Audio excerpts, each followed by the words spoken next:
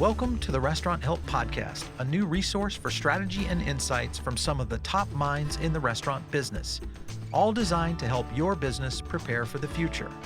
This episode is brought to you by Tyson Food Service. Welcome to the Restaurant Help Podcast. If you're a first-time listener, make sure to subscribe for more great episodes wherever you listen to your podcast. I'm your host, Lauren Wyan, and today's discussion is all about the grand reopening. Our special guests today joining us are Tim Bade, the Chief Creative Director of Marlin Network, and Jessica Bograd of CSSI Culinary and Marketing. Jessica, Tim, welcome to the show. Thanks for having us. Yeah, thank you.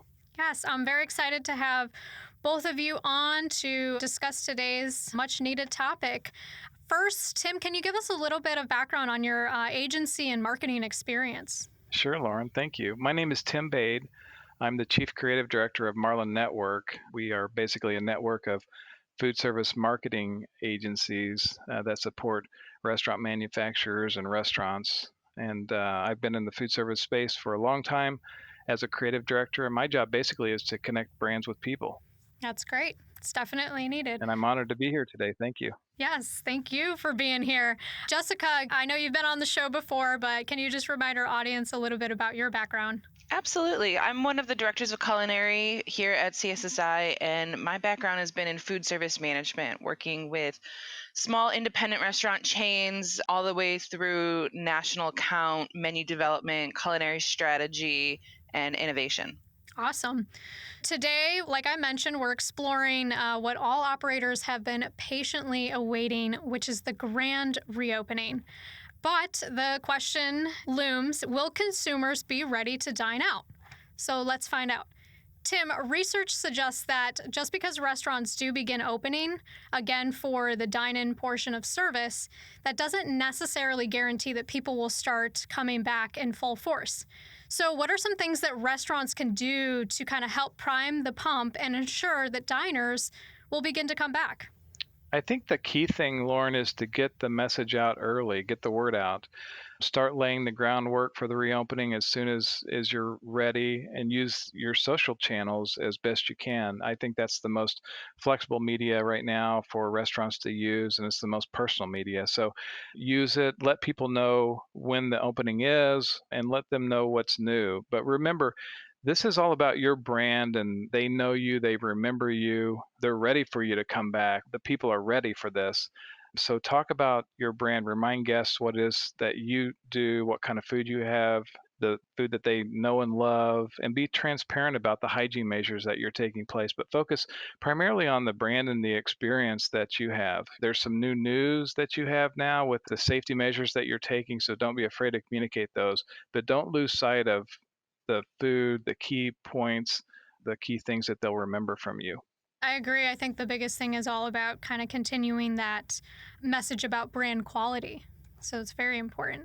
Jessica, how do you know that it's the right time to reopen? So can you kind of give our audience some signs that they should be looking for? Well, first and foremost, definitely keep track of both state and local announcements, understanding what the restrictions are in your area, first and foremost. Additionally, some resources to really take a look at is your local community. Reach out to neighborhood restaurants, chefs, owners to understand and learn from each other. So here in Chicago, there is this group called the Chicago Hospitality Coalition.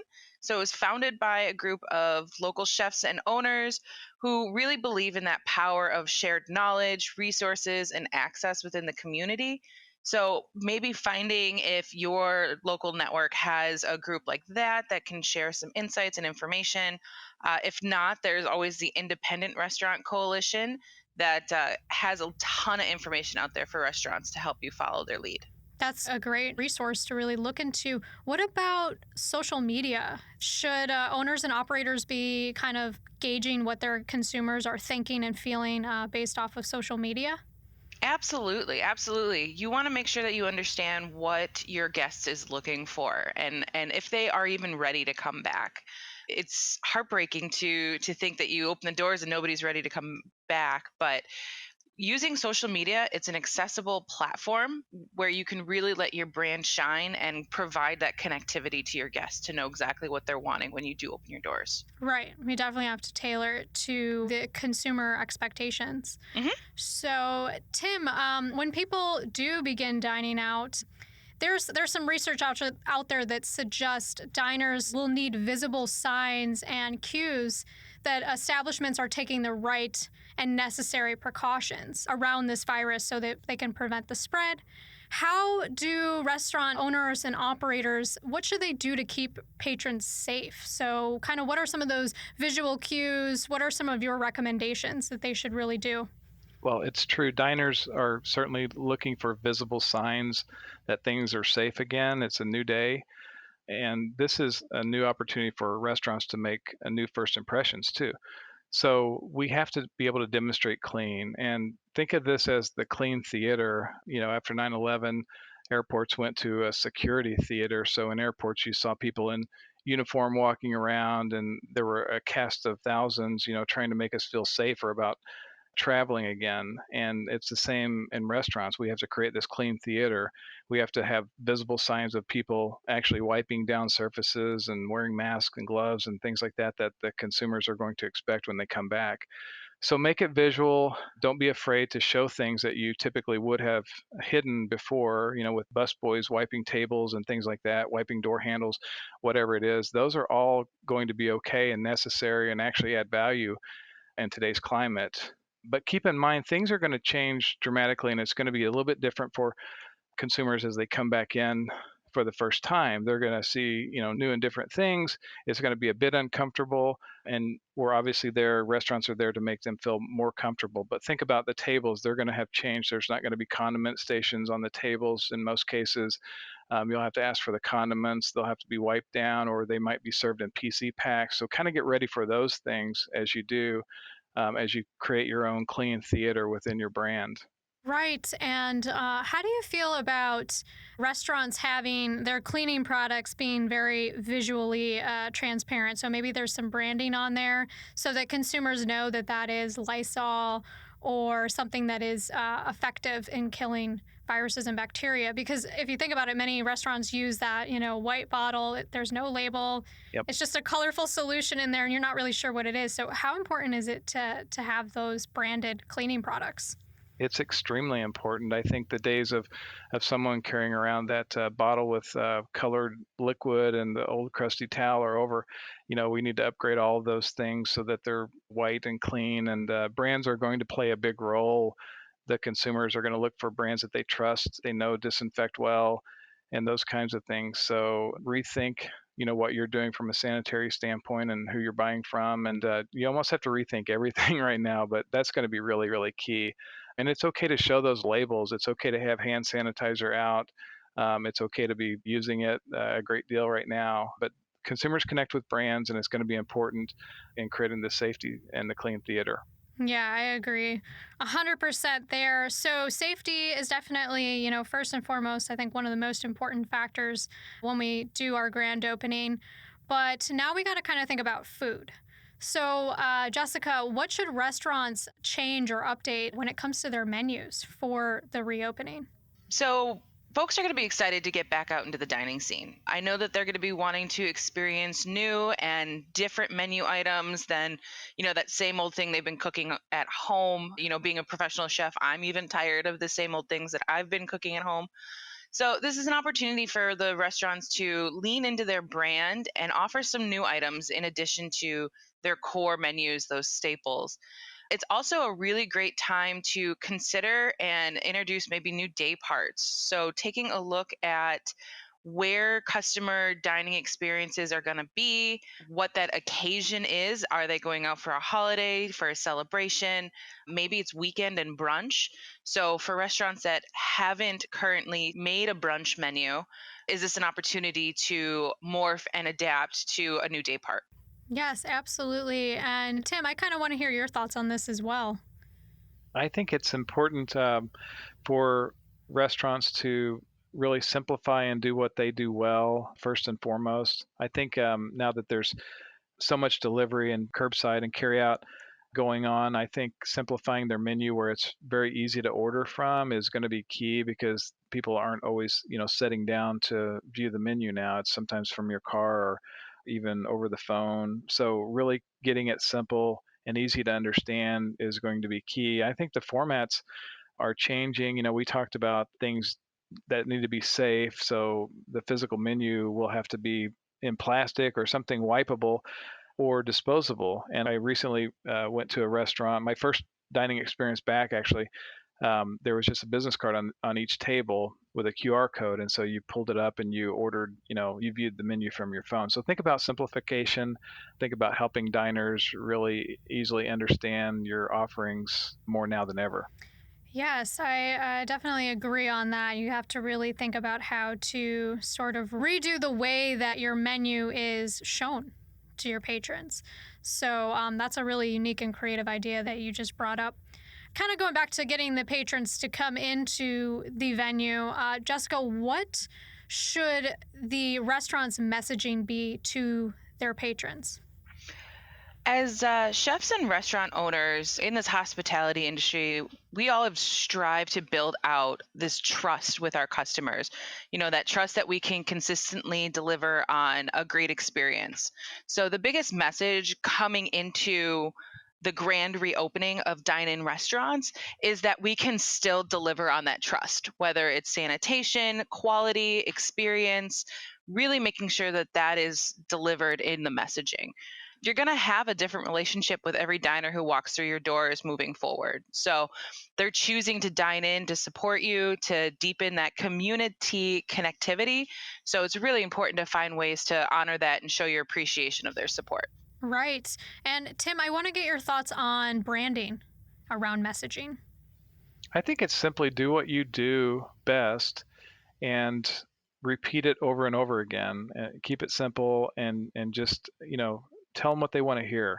And that's going to be key to bringing them back and solidifying the connection to your brand. Right. So we've talked about patrons and the consumer expectation. We've talked about sanitation. We've talked about menu innovation, branding. Let's talk about the staff now. So, Jessica, what are some things that restaurants can do to bring back their staff? Labor is going to be a big concern moving forward. People need to be able to trust the workplace that they're going back to is safe. So one thing to consider is bringing back your trained employees and providing them with all of the resources and knowledge to understand what they're doing and how they're doing it to maintain that safe environment, not only for themselves, but for the guests that are coming in. So one thing you don't want to see is a fast and speedy training session with no follow through and enforcement, so that 6 months down the road, people are not adhering to those standards, and the quality and the experience that diners are getting kind of falls through the cracks. So really taking the time to train your employees, get them to understand what's new, what's different, and the expectation of their position within the restaurant. Right. And I think many workers they've experienced a shortage in income. So do you think that it is a good move for restaurant operators to really instill splitting of tips between back of house and front of house? That's a debate that has been going on for quite some time. It's an interesting topic of conversation to have. I don't know that it's any different than what we've been talking about before COVID had happened, is understanding what wages should be for each employee. I think right now the biggest focus should be on taking care of your staff, making sure that they believe that you are looking out for their interest and that the safety is priority number one. Yes, I agree. And as someone who's previously been a server in restaurants, of course, it's great to get those tips or even receive a raise of your hourly wage. But being taken care of and knowing that you're in a safe and healthy environment really speaks volumes to me anyway. And I think a lot of people can agree at this time and what we're going through. Absolutely. So, Tim, I kind of want to talk about technology now. So, it's going to play a strong role in helping people transition into what could be the new normal. So what should restaurants consider adding or maybe changing with their existing platforms? So whether that's their POS systems, their online ordering or maybe table reservation, texting technology? What are some of those things that they should really start looking into or consider changing? We're going to see more and more establishments harnessing technology, not only to limit the spread of germs, but just to create new efficiencies so they can focus on what's important, which is taking care of the guests. So this is the perfect time if you haven't explored things like touchless payment options or new reservation software like OpenTable or TableIn or Resi. Those are software technologies that you could be looking into right now so that you can implement those when you do reopen. And keep in mind, for every new technology, there's a new touch point. And so these are great opportunities to showcase your brand, to stay in connection with your consumers while they're eating or before they're eating, but later to remarket to your customer base. So don't discount the technology. It's going to be important in moving forward. Even simple technology like texting. I was recently at a restaurant and had to wait in my car. They don't have a big dining area, and so people just can't be in there waiting. And so even the reminders that they sent out in the text were fun and simple. It was a restaurant called Black Sheep, and so their text messages were, "Bah, your table is ready." So those are all, yeah, those are all just like touch points that the brand has with the consumer now, and it's more personal than ever before. So use technology as much as you can and as often as you can, not only for the efficiencies but for the connections. And I think it's going to be interesting to see there's new areas of real estate available within the landscape of a restaurant. So going off of what Tim had said, using, QR codes for menus, is there an opportunity to put something funky on the floor to mark 6 feet in between guests that they could take a picture of and post on Instagram? Or is it a window cling that says, hey, we have your favorite hot sauce here? So I think that restaurant operators have an opportunity to take a look at the physical landscape of their units and understand where they could probably capitalize on some space that was overthought beforehand. Right. I think it's a great time to be sort of fun and creative about it. I mean, we've been in such a doom and gloom state for, the last couple of months. Now it's time to have some fun with it, I think. And it's also a great time to evaluate brand position. And we touched on branding a little bit earlier. But Jessica, how can this be an opportunity for restaurants to really rethink what they stand for? This is a great opportunity for them. Some restaurants have had to do some extreme pivoting in this delivery and takeout only space as they get back into that grand reopening. Will they keep some of those changes? I know we've talked previously about restaurants turning into marketplaces, selling kits and different ingredients in their raw form to teach the consumer how to cook them at home. This may stay. I've seen a couple restaurants here in Chicago actually completely flip their business model into a market only. So they saw more success coming out of changing their brand positioning entirely and providing a completely new service to the community. Right. I think it's a great time to really, reevaluate and see maybe you can turn into something different. Maybe you can reposition yourself differently than you had before. So, Tim, I kind of want to get your thoughts on how restaurant operators should get the word out that they're open now. Well, we talked a lot about social media in the pre-opening, and I think it's going to be key in the after opening as well, just to remind people that you are open, that you're doing things different, that you have new news. So master the social media channels if possible. It's also a very flexible medium, and you're going to have changes in your start as you move forward, things that didn't quite work right, or things that you want to rethink. And so it's a very forgiving medium for that. I think the key things to remember in all the communication is just that it's about the food. So first and foremost, create posts that are about the food that they remember and they connect to. So post drool worthy photos, use your Instagram filters to make them even more desirable, those kinds of things. And the second thing I would say is build the connections with the staff, with the chefs, with the hostess, with all the waiters and waitresses throughout, because those, right now there's a tremendous amount of empathy for the people that work in this industry, so humanize the brand by showing their faces and using their first names when possible. You should also showcase any kind of memorable features that you have that they remembered to get them back. If it's a wood-fired pizza oven or a cozy cocktail corner or the new patio that you just updated, whatever those things are, be sure that you talk about those in your social media. It's okay to over-communicate at this time too. And don't be afraid of promotions, just giving people the excuse to come back. We missed a lot of holidays, we missed a lot of special occasions, so giving them an excuse to come back to your restaurant to celebrate those things that they didn't get a chance to. Graduations, there's a ton of things. So just reminders and excuses to celebrate things that they missed along the way. Those are kind of key things to communicate in your messaging as you move forward. Yeah, I like the whole, showcasing some of those memorable features. And a lot of restaurants have taken this downtime to sort of remodel, redesign, reconfigure. So it's a great time to really get the word out about some of the new design elements that are available, or like you said, maybe a new patio, maybe they have outdoor seating that they never had before. So it's a great time to really, emphasize that. And I agree with you, you can overdo it and it's still okay. You can post a lot about it, and I don't think people are going to be annoyed or feel spammed at this point, because we're ready, we're excited. So, Jessica, I want to know, what are your general predictions on reopening? How do you see it going? Do you kind of have an estimate of time frame, maybe when we'll get back to kind of that 80 to 100% capacity? What are some of your thoughts on that? Oh, I wish I had a magic 8 ball that would tell us exactly when everything is going to go back to full capacity. It's definitely going to be a process. I know that here in Chicago, we're currently in the phase where we can have patios open.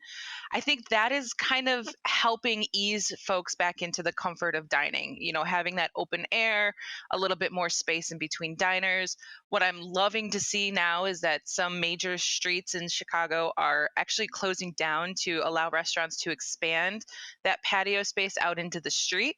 So while some restaurants aren't designed to have patios, they now have access to that, which they didn't before. So I'm really excited to see people kind of going back in phases to get comfortable again with dining back in the restaurant. Because once that Chicago cold weather comes through, everybody's going to be wanting to get back indoors.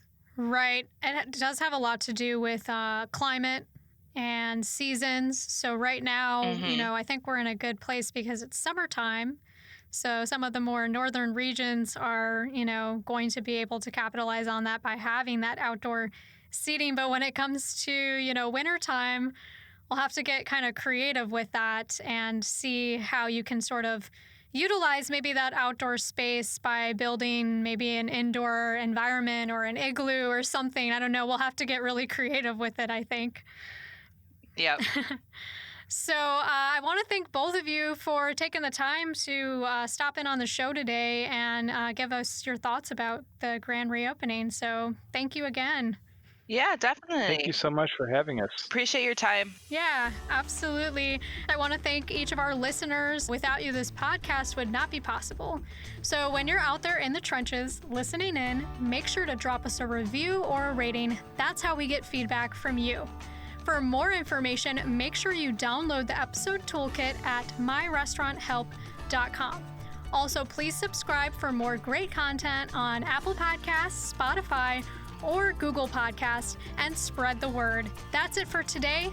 We'll catch you next time right here on the Restaurant Help Podcast.